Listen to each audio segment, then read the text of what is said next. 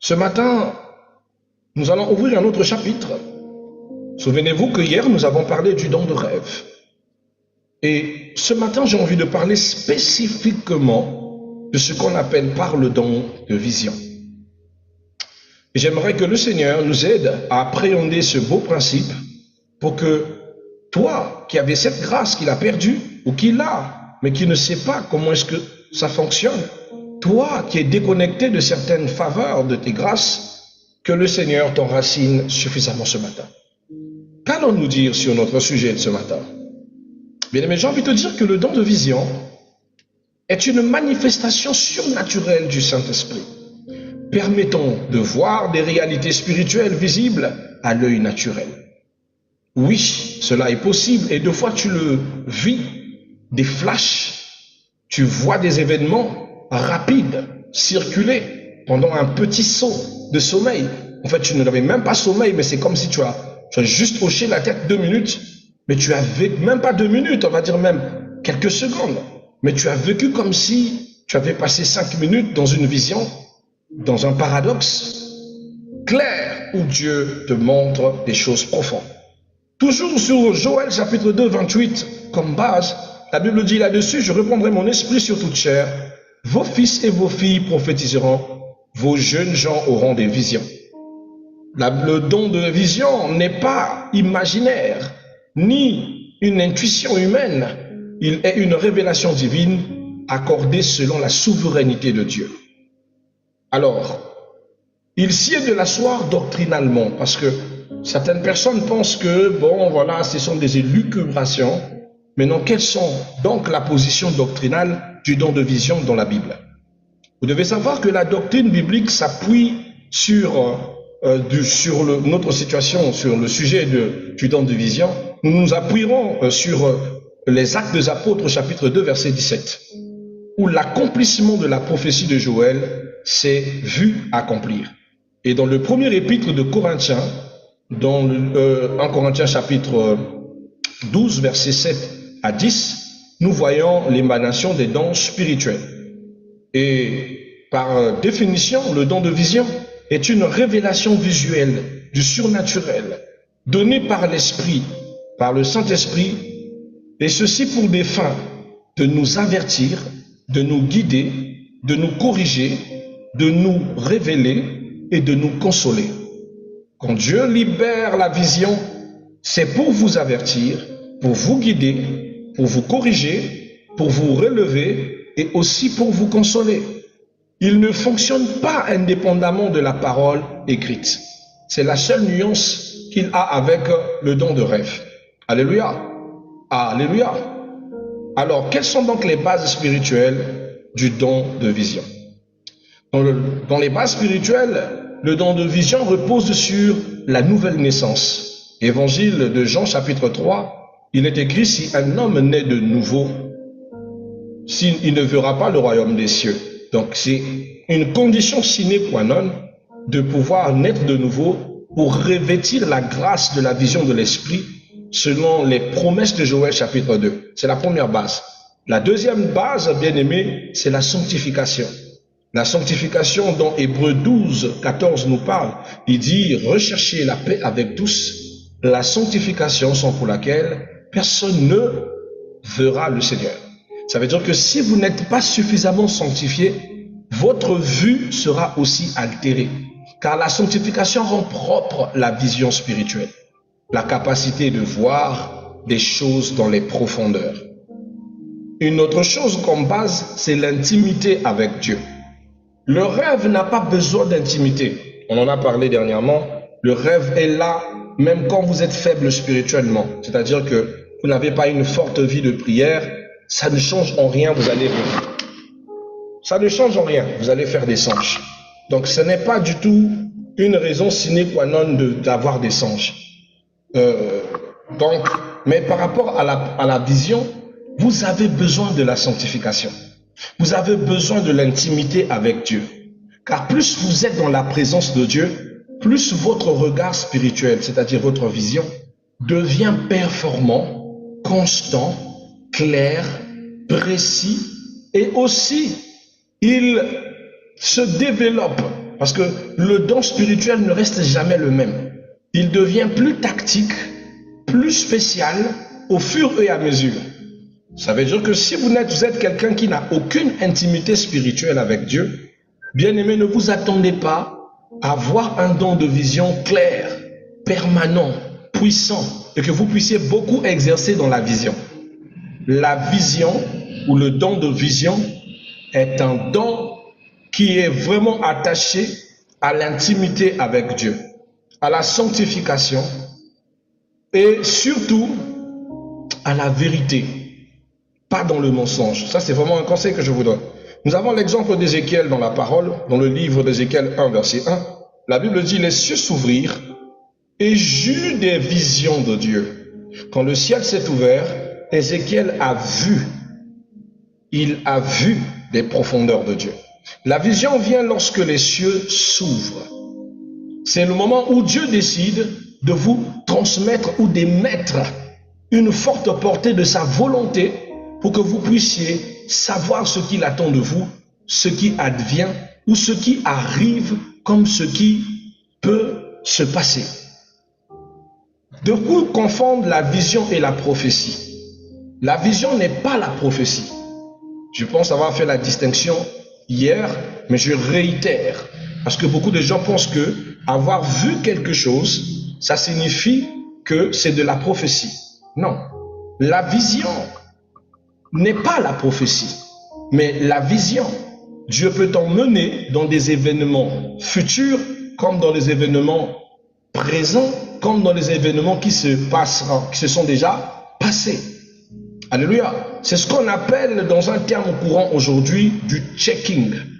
Et cela peut être utilisé par volonté, mais aussi souvent très inspiré par Dieu. Moi, je préfère lorsque Dieu lui-même pousse la vision. Parce que quand c'est Dieu qui pousse la vision, bien aimé, il vous emmène dans les paramètres futurs. Mais quand c'est vous qui demandez à Dieu de vous montrer, c'est-à-dire c'est vous qui exercez le don dans le sens de découvrir les mystères cachés, vous serez suspendu sur deux modes, sur le présent et sur le passé. Et ce sont les choses que beaucoup de faux prophètes utilisent. En réalité, ils ne sont pas prophètes. Ils ont juste le don de vision. Alors, c'est ce qu'ils appliquent. Je vois ton numéro de téléphone, c'est tant. Je vois ceci. Tu vis dans telle circonscription, dans tel endroit. C'est de la vision. C'est de la voyance, en fait. Parce que la vision, celui qui applique la vision fait métier de voyance. Mais pour nous, les chrétiens, la vision est un équipement spirituel qui ne nous permet pas de faire la divination, mais plutôt de voir et de s'orienter dans les ténèbres, de marcher dans la volonté et dans dans le plan de Dieu. C'est très très important. Amen.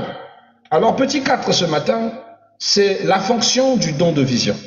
Quel est le rôle du don de vision selon les révélations du plan divin? Donc dans le plan divin, bien aimé, nous avons un exemple, par exemple Pierre, dans le livre des Actes des Apôtres, verset 10 au verset 9, chapitre 10, 9 à 16, allez-y méditer. Moi, je vais un peu aller vite, because of times. La vision a été brisée. C'était une barrière doctrinale. Elle avait pour fonction de faire quoi? De révéler des plans divins. C'était la première base. La vision avait pour rôle de révéler les plans divins. Il avait pour rôle d'avertir spirituellement. Il avait pour rôle, pour fonction, de donner la direction et aussi de révéler le combat spirituel. Voilà pourquoi lorsque vous êtes menacé, pour ceux qui utilisent bien leur don de vision, ils sont en alerte. Quand même il y a un piège, Dieu te le montre. Quand même il y a un malheur, Dieu te le montre. Quand même il y a une mauvaise nouvelle, Dieu te le montre. Et je vous rappelle que la Bible dit que Dieu ne fait rien sans avoir révélé à ses serviteurs les prophètes. Alléluia. La vision est un don du prophétique, mais la vision n'est pas la prophétie. On a vu les préceptes de la prophétie. On va même revenir sur ça, juste pour redonner de la base, pour que vous soyez capable de comprendre quand je suis en train de prophétiser, et quand je suis en train de voir, quand je suis en train d'entendre, et quand je suis en train de rêver. Nous avons parlé de ça groupé dernièrement. On a parlé du rêve. de façon isolée. Là, je touche la vision. C'est que prochainement, je descendrai sur la prophétie. Après, nous parlerons du don de l'écoute. Faut pas t'inquiéter, nous parlerons de ces choses. D'accord? Donc, c'est une grâce magnifique que Dieu vous donne et qui a pour usage, nous avons dit, pour fonction, de révéler les plans de Dieu, c'est d'avertir spirituellement, d'avoir des directions ministérielles ou de ce que Dieu veut que vous puissiez faire et de révéler les combats. Alléluia. Donc, quel est l'usage du don de vision? Le don de vision a pour usage la correction. Donc, elle est toujours soumise à la parole de Dieu. Elle est confirmée par les témoins spirituels. Elle est manifestée dans l'humilité. Et elle produit la paix et l'édification. Là où la vision se trouve, elle n'est pas là pour séparer. Quand vous voyez quelqu'un qui manifeste les dons de vision et sépare les gens, bien aimé, ça c'est pas le don de vision selon la parole. Vous voyez quelqu'un qui fait les dons de vision et qui fait un appel pour dire « Jacques, je te vois dans l'hôtel avec la sœur Faustine. Je te vois dans l'hôtel GB 200. » C'est possible, mais c'est parce que Dieu attend de nous quand il faut exercer le don de vision. C'est un instrument de paix et non un instrument de haine.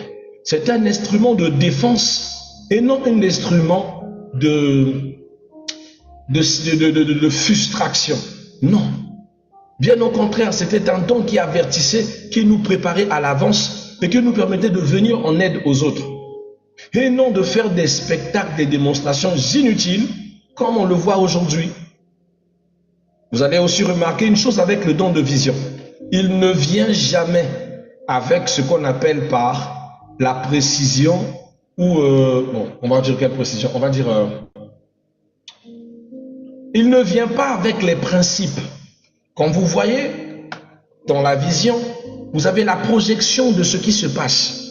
Mais les consignes et les conditions de comment faire pour changer la situation, améliorer la situation que vous avez vue ou apporter carrément une suspension à cette vision, peut-être qu'elle est néfaste, vous n'aurez aucune information. Vous aurez besoin de demander à Dieu qu'il vous révèle, c'est-à-dire par la prophétique, par la prophétie, les conditions que vous devez prendre pour que l'épée puisse être loin, que le mal puisse être loin. Amen. Donc c'est très très important.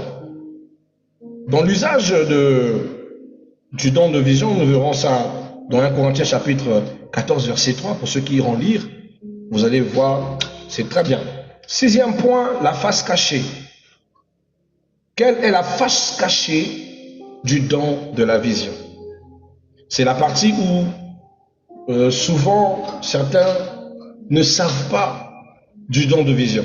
Vous devez savoir que le don de vision comporte des dangers. La première des dangers, c'est que elle mélange l'âme et l'esprit. Ça veut dire que à un moment, quand celui qui est porté par le don de vision exerce le don de vision, il peut être projeté dans les émotions, mais aussi dans son esprit. L'âme et l'esprit font une symbiose, au point où souvent la vision peut être altérée. Ça, c'est un danger.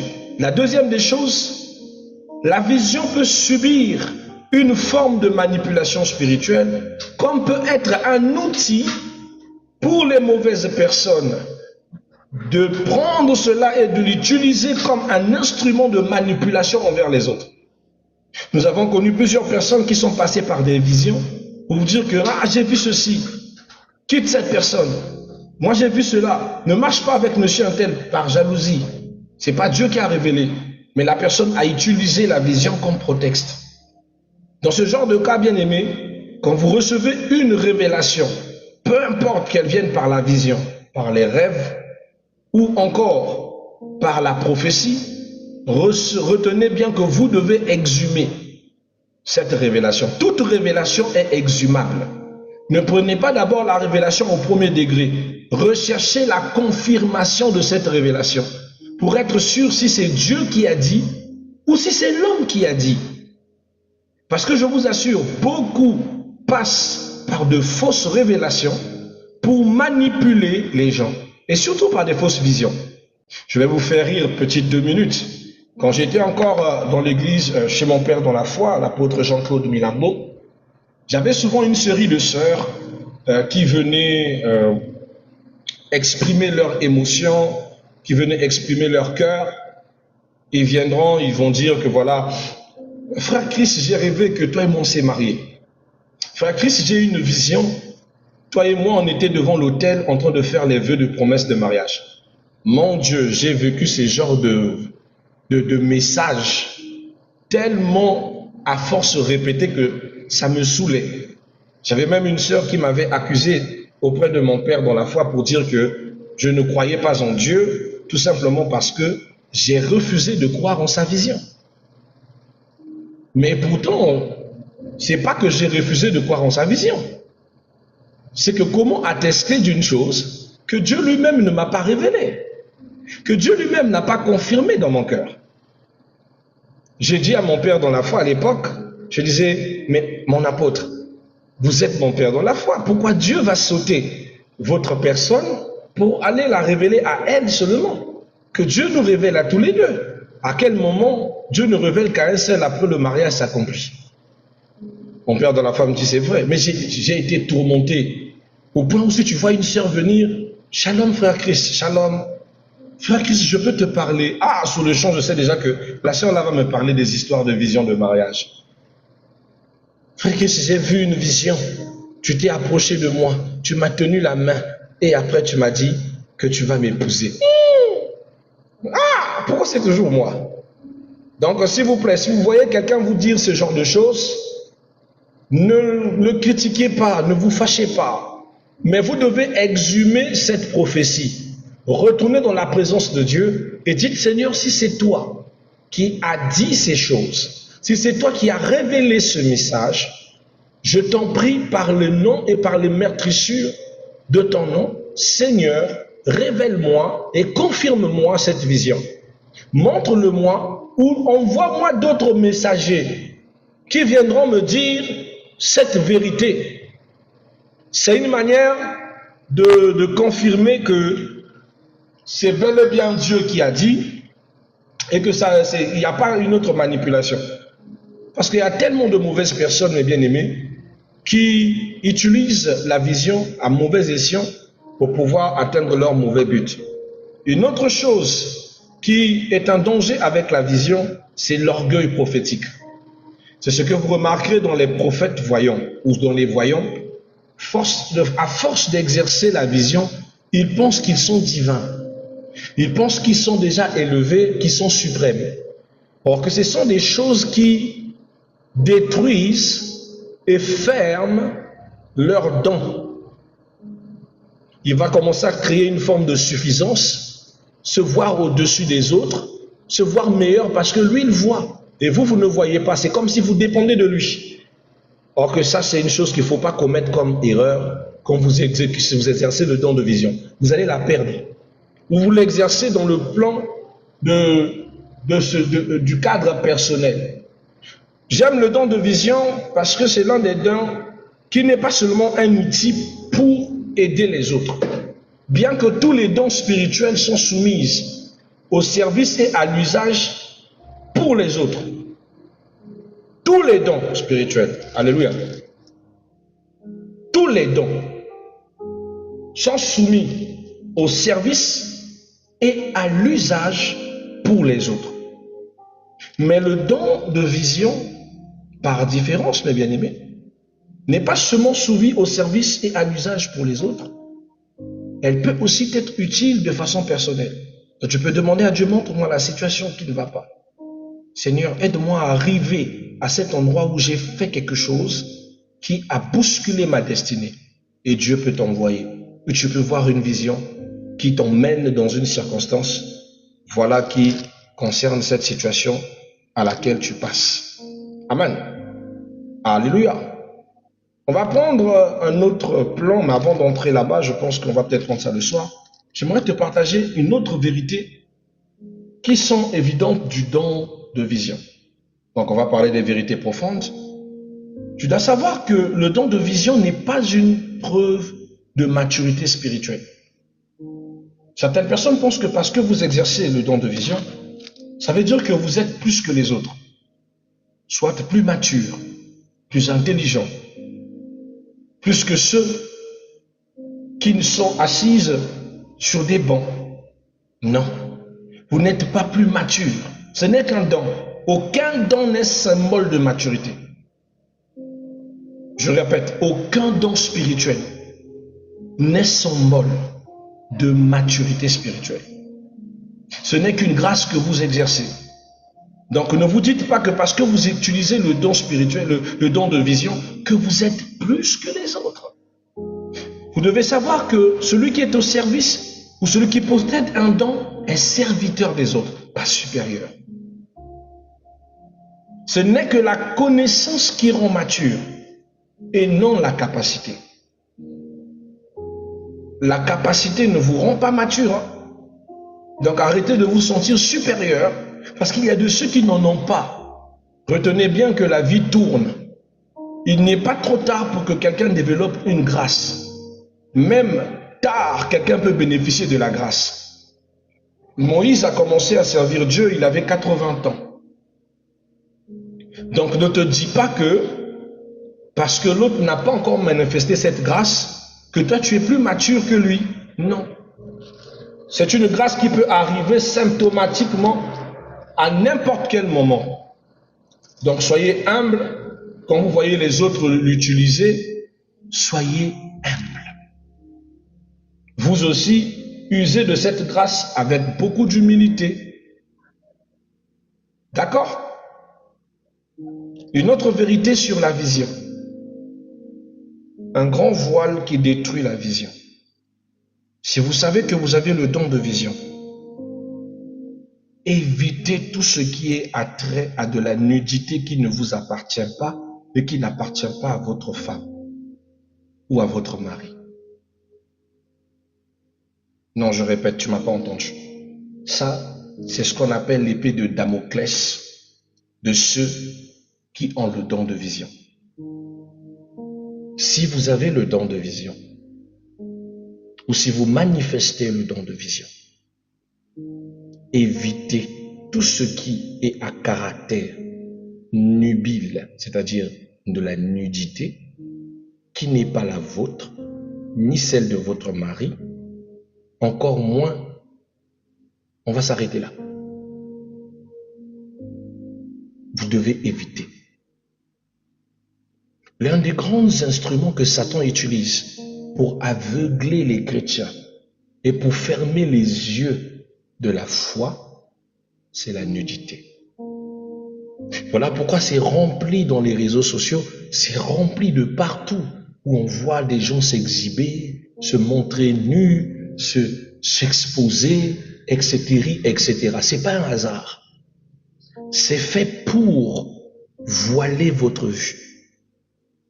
Souvenez-vous, lorsque Adam et Ève, dans le jardin d'Éden, ont perdu leur première vue, c'est-à-dire la vision spirituelle que Dieu leur avait donnée. Quand Dieu a créé Adam et Ève, ils ne savaient pas qu'ils étaient nus, parce qu'ils ne l'étaient pas. Adam et Ève étaient revêtus de ce qu'on appelle par l'habit de la gloire. Et Jean ont toujours pensé que non, ils étaient nus dans le jardin. Non. Ils étaient revêtus de l'habit de la gloire. Ce n'est que lorsqu'ils ont mangé le fruit du bien et du mal qu'ils ont perdu la capacité de pouvoir admirer l'habit de gloire. Donc ils ont perdu la divinité qu'ils avaient. Et c'est comme ça qu'ils se sont devenus nus. Après avoir remarqué leur nudité, ils ont perdu la profondeur de leur vision. Ils ne pouvaient plus rester à Éden. Parce qu'avec la disposition qu'ils avaient, ils ne pouvaient devenir que de plus en plus néfastes. Ils avaient la capacité de se comparer à Dieu. Voilà pourquoi la Bible dit, vu qu'ils sont devenus comme tels, et qu'ils peuvent maintenant prendre des mesures comme Dieu le prend, alors ils n'ont plus place au jardin, ils ont été chassés. La nudité. J'aime encore toujours dans Éden. L'Éternel apparaît, Adam va se cacher dans les buissons avec Ève. La nudité de Ève ne l'aggrave pas, c'est sa femme. Mais c'est que Dieu, ayant l'œil sur sa nudité, ah non, ça effraie Adam. Dieu pose la question à Adam, mais pourquoi? Où es-tu? Pourquoi te caches-tu? Adam répond, Seigneur, je me cache car je suis nu. Et la Bible dit, l'Éternel fit des vêtements pour Adam et Ève, pour qu'ils puissent enfin s'assumer devant sa présence. Car Adam avait compris qu'il ne pouvait pas se présenter devant Dieu nu. C'est un sacrilège. Couvrir sa nudité devant Dieu est un acte de respect et responsable. Alors, vas-y compter combien de personnes font les erreurs de prier en robe de chambre, nuisette transparente, ou des gens qui prient carrément nuit dans les bougies au nom de Dieu. Vous vous détruisez spirituellement et vous allez perdre toute votre faculté spirituelle. Surtout s'il s'agit de la vision, car la vision est antinubile. Parce qu'elle a besoin d'être saine. Elle a besoin de la sanctification. Elle a besoin de la pureté pour être pertinente. Mais quand elle est en constance en train de regarder des insanités, vous allez perdre votre don de vision. C'est à cause de ça que apprenez à bien paramétrer votre TikTok, votre Facebook. Moi, je paramètre ça. De façon à ce que tout ce qui est à caractère sexuel, qu'il enlève. Qui est même à caractère sensuel, qu'il enlève. Mon compte est paramétré comme c'était le compte d'un enfant de 2 ans. Pour que je ne sois pas à l'affût des mauvaises choses. Et c'est même la cause de ça que je n'aime pas regarder les statuts des gens. Parce que sincèrement, il y a des sœurs qui sont en crise, pas dans Christ. Il y a des gens qui sont soi-disant dans le Seigneur, mais quand tu vois ses statuts, elle est à moitié nue. Mais c'est une sœur dans le Seigneur. Or que tes yeux, là où ça se pose, c'est là où tu perds ta grâce. Papa, avant je voyais, je ne vois plus. Mais c'est normal, tu ne fais que voir des fesses, des torses, des gens nus, des gens dégueulasses. C'est comme ça que tu as voilé ton regard spirituel. La pornoïa,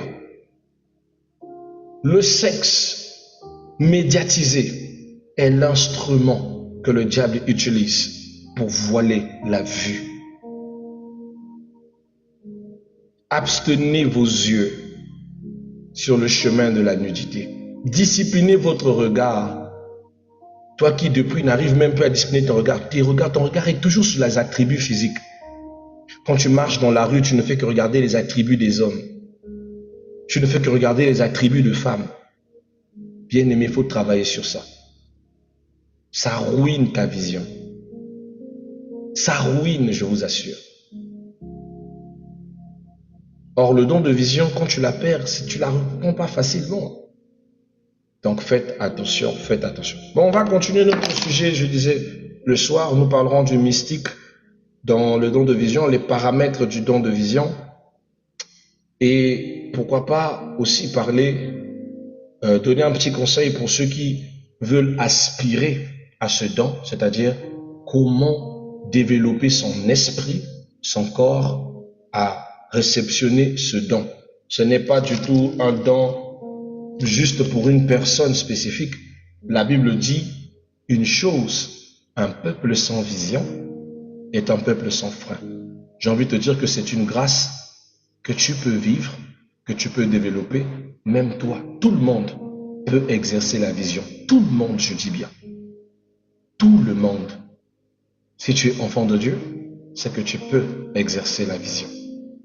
Mais il faut juste apprendre par la connaissance de la parole et avoir des temps à se disposer pour prendre soin de ta spiritualité. Mais si tu n'es pas un intime de Jésus, ça ne servira à rien.